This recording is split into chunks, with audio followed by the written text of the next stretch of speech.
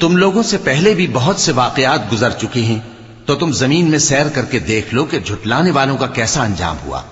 یہ قرآن لوگوں کے لیے صاف پیغام اور اہل تقوی کے لیے ہدایت اور نصیحت ہے، اور بددل نہ ہونا اور نہ غم کرنا۔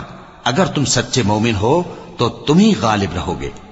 اگر تمہیں زخم شکست لگا ہے تو ان لوگوں کو بھی ایسا زخم لگ چکا ہے، اور یہ ایام زمانہ ہے کہ ہم ان کو لوگوں میں بدلتے رہتے ہیں، اور اس سے یہ بھی مقصود تھا کہ اللہ ایمان والوں کو جدا کر دے اور تم میں سے بعض کو شہید بنائے، اور اللہ بے انصافوں کو پسند نہیں کرتا۔ اور یہ بھی مقصود تھا کہ اللہ ایمان والوں کو پاک صاف بنا دے اور کافروں کو نابود کر دے۔ کیا تم یہ سمجھتے ہو کہ بے آزمائش بہشت میں جا داخل ہوگے؟ حالانکہ ابھی اللہ نے تم میں سے جہاد کرنے والوں کو تو اچھی طرح معلوم کیا ہی نہیں، اور یہ بھی مقصود ہے کہ وہ ثابت قدم رہنے والوں کو معلوم